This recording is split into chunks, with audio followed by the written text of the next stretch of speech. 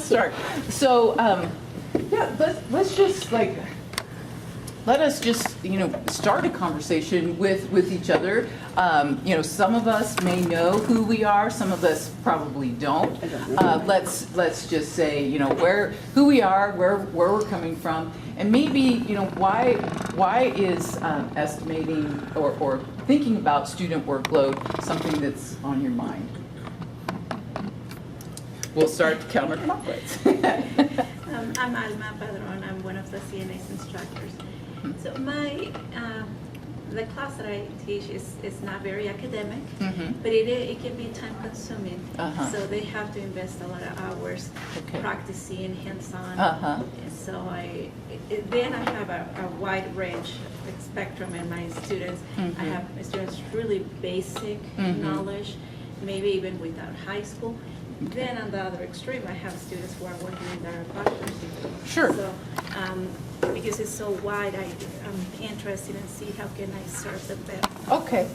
And just one more question. What are some of the things that you find? Do you find that students, if you overestimate what they can do, or if they overestimate or underestimate how much time, what are some of the issues that you see? Are they missing assignments? Are they late? Are they turning in assignments that maybe are not the quality that you're looking for? So what are some of those things that let you know that maybe there's a little bit of an imbalance? Because of that discrepancy in their level, I can see some of them are struggling really bad and others don't feel challenged enough. It's Okay.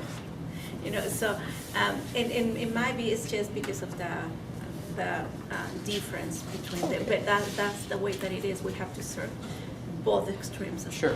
Okay. Thank you. All right.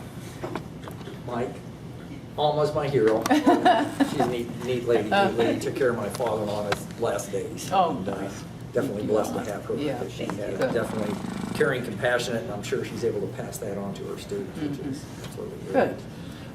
I teach econ, micro, macro, and a fair amount of terms, graphs, and all that good stuff. And I just have a broad spectrum on students. Some of them get it right off the bat and understand it in terms, and some of the others, it's, the ones that get it, I don't think they have to spend much time on it. And the others that don't, then I know I'll always ask, is everyone on board with this and understand it? And if they don't, then I try to lead into a different story that will help explain or have them understand to where the light bulb turns on, to where they understand why we're doing what we're doing.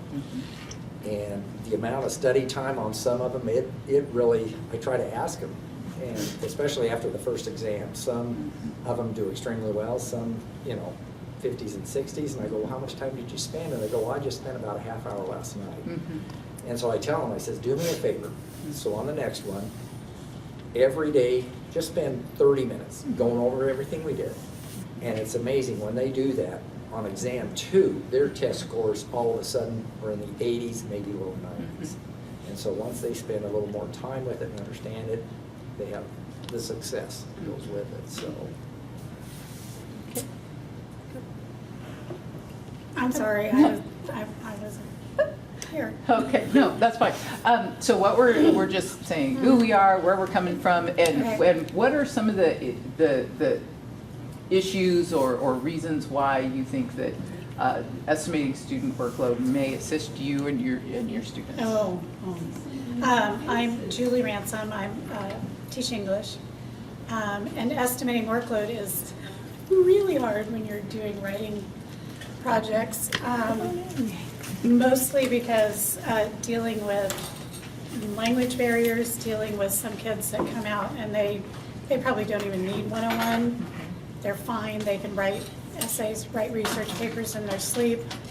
They can write probably even the third assignment in a day. And then others can barely form a sentence.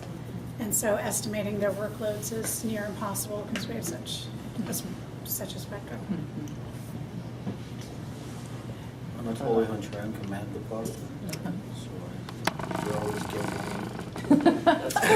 for everything, right? So, yeah, I think it's always was the issue, especially right now when you get some ideas. Even let's say speaking about high schools, there's some really trying to go without homework. Yes. The big controversy right now, discussion is how to do this, how to make our students' life very nice and easier. Mhm. So I think it's the same here, Mhm. and by looking what specifically classes we teach, then we see the load and how much they have to work. Mhm. But at the same time, I have concerns about the quality, because some of them trying to do because it's part of their grade, but how really doesn't make any difference. Mhm. As long as they get some points, 1 or 2 or 3, whatever. And then also sacrificing their time for doing, let's say, work for me instead of doing other assignments for other classes, Mhm. or vice versa. Right. So they say, well, I have to write this essay or do my project here, and then you can wait. Mhm. So that's. Okay, thank you. I'm Andy Clough. I'm in the math and engineering department. They always leave off that engineering part of it. Yeah. I teach engineering though, and it's the same issues. The only thing that gets blamed more than math is the engineering. And I just have a hard time. That's basically it. I'll assign 3 problems if homework and find out it took 10 hours to do. And so that's just, part of it's the nature of the beast, but part of it is, okay, how can we make it so it's not interfering with all their other classes? Right, right. No, good. And, you know, and that's a good practice that many of you are doing is checking in. You know, when you've assigned something to check in and go, you know, how much time did that take you?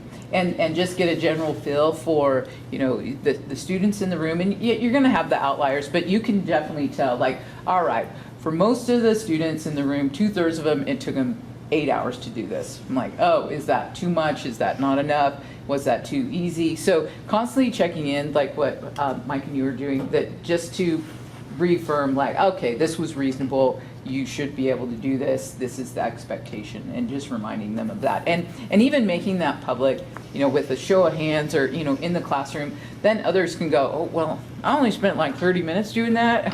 Apparently that wasn't enough. The other thing that you can do is once you start to survey the students, you can give them time estimates. And I think that really helps, especially with students who maybe tend to procrastinate a little bit. You can say, this should take you around 5 hours. And so then you can set it up in their head if they are thinking that, okay, I gotta go, you know, I gotta work, I gotta, you know, figure out how much time I have. I know now that I need to probably allot around 5 hours in my week to get this done, or in my whatever, how long. So that's also a good practice, that when you're collecting this feedback from the students, asking them about how long things are taking, then in the future, then you can either pre-warn the students, like, this is gonna take you 8 hours. Better to start dividing up and finding that 8 hours now. So that's something that you can also do. Okay, we'll move on. That really kind of summed up why I'm here. My name is Tom Bandel, and I'm a career facilitator at the Career Center. And the grant that I'm funded under is mostly for career technical students. And they seem to really struggle, dread any of the academic prerequisites that they have to take. Now that I know I can blame the math teachers for everything. It's really finally not And tell And them- we're proud of it. You mean you haven't already? Oh, it's the best. Well, I'll tell them also that math teachers don't go to heaven, so you'll get back to those. But if there was a way that I could encourage them or have some metrics to say, hey, it's really not that bad, you can get through it, that might help. I'm Ellen from Early Childhood Education, and I'm really interested in being efficient for myself as well as for my students, and really kind of learning how to drill down to what is the most important assignment. Maybe not everything in my mind that is important. It doesn't always reach what I want them to know. So I'm looking for those kinds of things. So what we're doing is this session we're talking about ways to estimate student workload, and I'm going to show you a tool. We might have to gather around, or I'll give you the website. And Rice University developed kind of like an input form, so you can go, okay, I'm going to have students read this many pages this week, we're going to have them work on these kind of problems, and so you input kind of what your schedule for your students looks like, and then it gives you an output of like, this will take this type of student 8 hours to do this, or whatever, and so it can kind of estimate like, oh, whoa, I'm way off, or oh, maybe I'm under. But then some of the tips that we're starting to talk about right now are, checking in with the students, asking them, how long did it take you to do that, and then reminding them in the future and letting them know, certain assignments, this could take you, this has taken my last semester class 6 hours to do this. So things like that are definitely helpful for the students. So what we're doing now is we're introducing ourselves, we're saying where we're from, and then we're giving a little sample of why we're interested in estimating student workload. So my name is Gabe Bondelin. I'm from the nursing program, and I hear you guys is what I have heard so far is pretty applicable. The nursing students have a set amount of credits that they have to take, and then if they haven't done their prerequisites, then they have that in additional too. And so for me, it's been a struggle to see the students not really, I think some of it I have experienced is that there's been poor planning on their part on how to map out stuff, but I'm here to kind of help get an idea of how to help facilitate some of that planning, because not everybody's a good organizer. And when they come with all these credits that they have to take, they also have their life in their lap that they deal with as well. And so I'm hoping to help kind of get an idea of what that estimated workload, what it looks like and what they can expect, so that I can help verbalize to them. And I never thought about telling them, because I know that some students do spend a lot of hours of painstakingly putting things together, and I'm always expecting them to do it as they go, but they don't always do it as they go. It's always Sunday night, midnight, that's due Monday morning, that they're putting all that stuff. So there you get the 30-minute thing, or that they will take an 8-hour day or 20-hour days, I don't know. So I want to get some feedback on what that looks like and how maybe I can help facilitate better that workload, because some have got their prerequisites out of the way, but some don't. And nursing is a job in itself to learn. And when you're green, like these students are, where they haven't had that, they will struggle a lot. And what we're trying to focus on, because our accreditation is due in October, we're trying to focus on retention. And why is our students not being successful? So this is kind of my focus, is how can I help with that end of the deal. So I'm Becky Montgomery, also from the nursing program. So I could say ditto to everything they just said. And it is very intensive, and I think we tend to try to want to teach them everything we know. And it's a lot of information to get in a short amount of time. And again, it's that balance between what's the most important assignments that they're going to get the most out of, or do we give them all so many things to try to cement this into their brain that they can't, it's just overwhelming, they can't. So I think, learning how to focus in on figuring out what's most important. Mm-hmm. Yeah. So there's a really nice a visual of need to know, nice to know, eventually you'll know. And and when you're doing those kind of plannings, you go, okay, what do they need to know? And that's when, especially for the nursing program, you're preparing them for the things that they need to know to get through the nursing program. The eventually you'll know are the things that when they get back, they get out into their nursing program and they get hired, eventually they'll know that. But right now, you're focused on the need to know and the nice to know. And then you can let these other things, either tell them, eventually you'll know how to do this, but there are some things that you can definitely, let go of a little bit and trust that their future employers will take care of that. But, yes. All right. We'll now go around the circle and we'll go over to Andy. Sure. So I'm Andy Ord. I'm over in the communication department. I'm the director of forensics, which means that I teach speech and debate. not work with dead bodies. I am very interested in coming up with more accurate measurements for the amount of time it's going to take students to do things. I was introduced to this concept of actually planning out how long it will take students to do things by an instructional designer when I was designing an online course. And I just thought it was the most amazing thing, like for an online student in particular, to be able to sit down wherever they are in their life and say, okay, I've got 15 minutes, what can I do? And to be able to pull up their course and look at their module and see in the module, okay, this is going to take me 10 minutes. Great, I can focus on this for 10 minutes and do this chunk. Or this chunk is going to take me 2.5 hours. I can't do this right now. I'm going to have to plan it out and do it later. So I really enjoyed that concept and have tried to incorporate it. But quite honestly, all my estimates are just complete guesses, right? Yeah. I sort of go by the rule of anything that however long it takes me, I multiply it by 3. Like it'll take my students 3 times as long to do a quiz as it would take me to sit down and do a quiz, right? And I got that from a teacher in high school. But other than that, I have no idea how to estimate.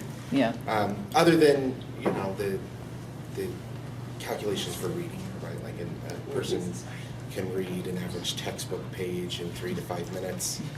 And so if you're assigning 300 pages of reading, then students may not get all of that information. That's that. Yes, and I can certainly sympathize with that. My wife is going through the nursing program right now, and she's like, I have 10 chapters to read by Monday. And so, anyway. Okay, great. Thank you. All right. So I'll just summarize again. So what we're doing here is we're talking about, and we've got about 15 more minutes. I'm going to show you all a tool that you can use, but some of the strategies that we're already talking about are polling the students, asking them after assignments are done, or looking in your online analytics as well. If you're having any of your students work in an online environment, time stamps are collected. So you may, at some point, even if you're doing a face-to-face class, you may take advantage of, let me put some of this online, because then I can see how much time, I don't have to ask the students, I can see how much time this is taking. If I'm having them do a quiz, or if I'm having them do, some particular assignment, I'll move it into an online environment just as an experiment, and then I can see, all right, how long is it taking them? When are they logging in? How are they coming in? Are they leaving again? Because that's one of the things that, especially we know, our students are really super busy. They're juggling a lot in their lives, and this is a time where they can maybe focus on, if they're standing in line at the grocery store, and I need to do a quick survey, or I need to do this certain thing. That is something that they can definitely do when they're standing in line at the grocery store. They need to go sort a few things for the class. So you can assist them with different kind of strategies that says, you don't need to be sitting at a desk all prepped at your workstation with your pencil and your coffee and no sounds around you to work on your schooling. You can work on your education in many different ways. You can do it while you're listening to a podcast. You can go for a walk. You can do lots of different ways. And so one strategy to help your students is to remind them that learning can happen in lots of different areas. And so for your nursing students, there may be an opportunity for them, especially many of them are commuters, figure out, is there a way that I can get some of this text or some of this content that I need in an audio format, so then I can listen to it while I'm driving. Or maybe it's a time where the students, while they're commuting, they can pre-record some of the medical terminology or some of the things, and then they can repeat it and then guess on some things like that. But really creative strategies to use those blocks of time where then they can think about learning in not just when they're sitting at their desk and all the children are put away and they're like, oh, I got to get this done now. But, thinking about it in their whole life and not just in particular instances. So, Andy, what we're doing is we're introducing ourselves and we're saying who we are, where we're coming from, and why we're interested in maybe hearing more strategies about estimating student workload. What was the last one again? Why we're interested in estimating student workload, or instances where we've maybe have the students are misinterpreting how much time these things should take them, or what your expectation is maybe misaligned or aligned or whatever that might look for. So I'm Andy Baumstead. I'm a professor in the biology department. I mostly teach anatomy.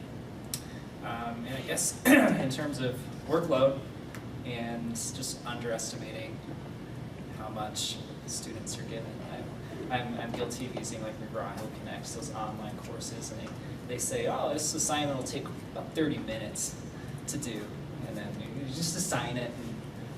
But then when you actually go through and do it yourself, after hearing students complain, like, that took me 2 hours to do, you realize it takes me 30 minutes to do it, but I already know all the answers. So it's like, ooh, whoops. So that's just one instance. But most biology courses tend to have tons of study time in them, so yeah, it's hard. Hi, I'm Evan Fox from the Education Department, and this topic intrigues me because I'm a real linear person. I like things cut and dry and things to fit properly in their places. And I wish we could invent a way to open our brains and pour knowledge and be done. The whole take a pill to learn. But the more I realize and learn about how we learn, the more I realize that learning doesn't happen that way. It has to happen over time. And so I'm trying to explore, and I'm going to be exploring with the nurses. They're going to teach me because this is interesting to me.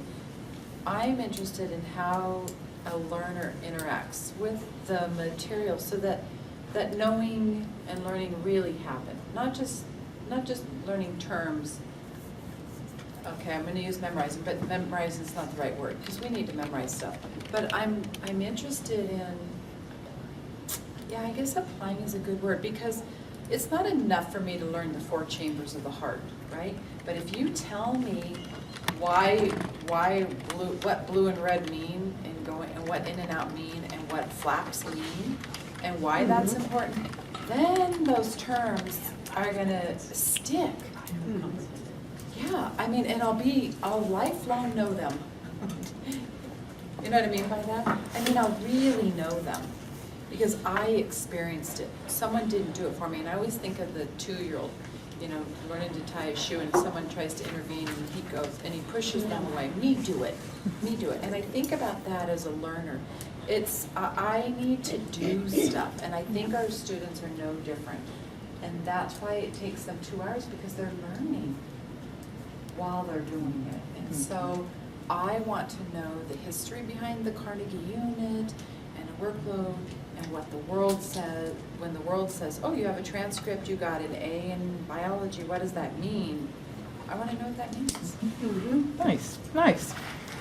All right, so that is definitely how Evan ended our discussion. That's definitely way long term, big future discussions. Some of the strategies that we've talked about so far that we can definitely pull on, there's polling the students, asking them how long did that take you, and then letting future students know, well, this took other students about this much time. Reminding students when they're running a little bit late on things, or you can tell, they're going to procrastinate in some way. Just letting them know, because I do this a lot with my online students. If they're running behind, I'm like, all right, it's not too late for you to turn in this assignment. This should take you 30 minutes to do. I let them know. I don't let the student, all the students know until the ones who are kind of falling behind. I'm like, this should take you about 30 minutes to do. So go find 30 minutes and do it right now.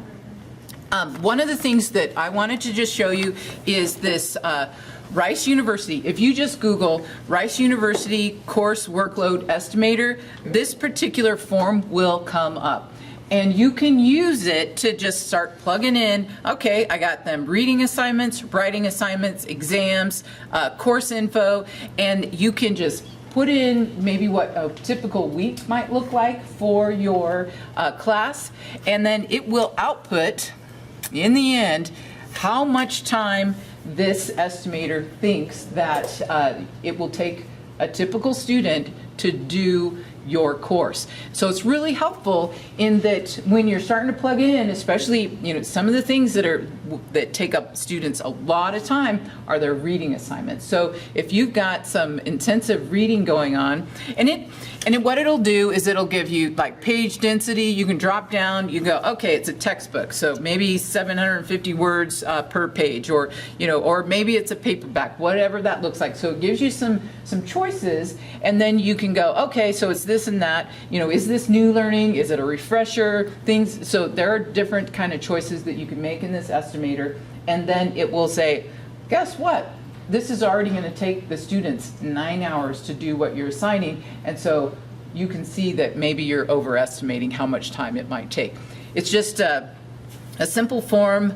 I use it quite a bit, and along with those other strategies of checking in with your group and giving estimates, and that's one way that you can just kind of play around. So look for this. It's just, you know, What's that CTE stand for?